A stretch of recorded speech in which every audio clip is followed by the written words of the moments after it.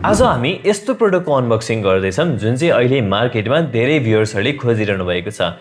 तर के त्यो प्रोडक्ट तपाईँहरूको पैसा इन्भेस्ट गर्न लायक छ त? त्यो लायक छ कि छैन भनेर आज हामी फुल डिटेल भिडियो बनाउनेछौँ। भिडियो अन्तिमसम्म हेर्नुहोला। Let's start.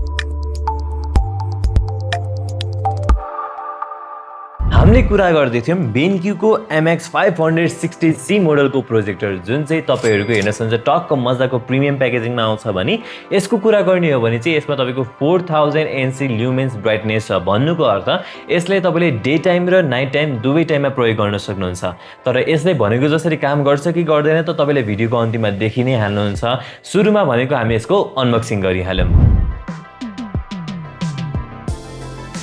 Okay, first look हेरिहालौँ है त। ल, तपाईँको बेन्क्यूको प्रोडक्टहरूको प्याकेजिङ चाहिँ एकदमै मिनिमल आउँछ। ओके, यसमा के एसेसरिजहरू छ हेरौँ है। सुरुमा तपाईँले एउटा पावर केबल पाउनुहुन्छ। त्यसपछि भनेको युजर म्यानुअल र तपाईँको ब्याट्री छ यसमा चाहिँ। अर्को भनेको एक्स्ट्रा एउटा पावर केबल पनि पाउनुहुन्छ तपाईँहरूले, हेर्नुहोस् है। ओके, यहाँ अझै पनि एउटा सामान छ। ओके, रिमोट पनि छ यसमा, तपाईँले रिमोटहरू पनि पाउनुहुनेछ। त्यसपछि मेन पार्ट भनेको हजुरको प्रोजेक्टर बट्टालाई चाहिँ हामी एकछिन साइडमा लगाइदिउँ।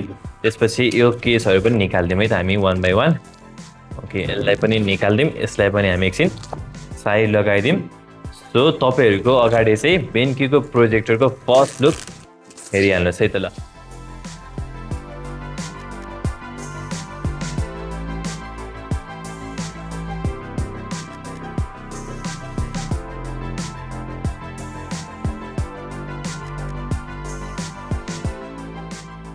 सुरुमा चाहिँ हामी प्रोजेक्टरको लेन्सबाट कुरा गरौँ है त।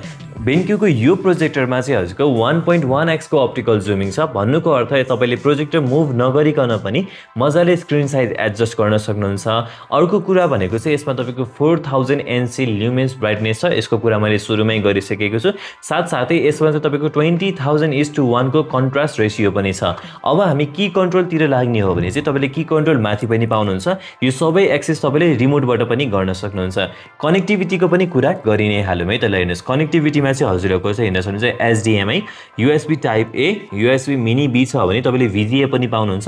र साथसाथै यतापट्टि हेर्नुभयो भने तपाईँहरूले चाहिँ अडियोको लागि इन र आउट पनि पाउनुहुन्छ। ओके, अब चाहिँ सुरुमा हामी यो प्रोजेक्टरलाई अन गरेर हेरौँ है त।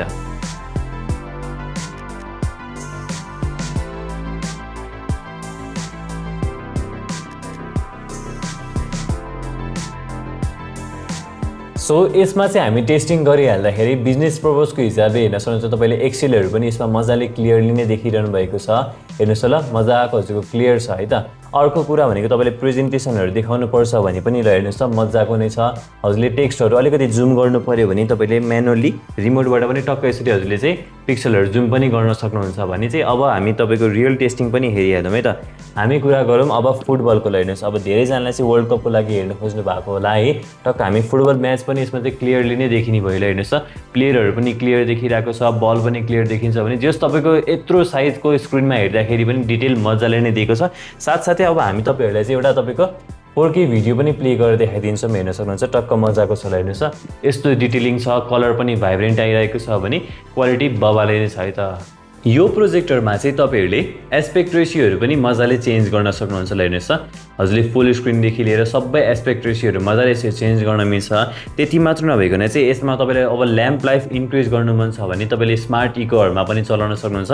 ब्राइटनेस चाहिँ हल्का फरक देखिनुहुन्छ है तपाईँले यसमा चाहिँ। र बाँकी कुरा भनेको चाहिँ हजुरले मेन्युमा हेर्न सक्नुहुन्छ ब्राइटनेस आफै एडजस्ट गर्न मिल्यो।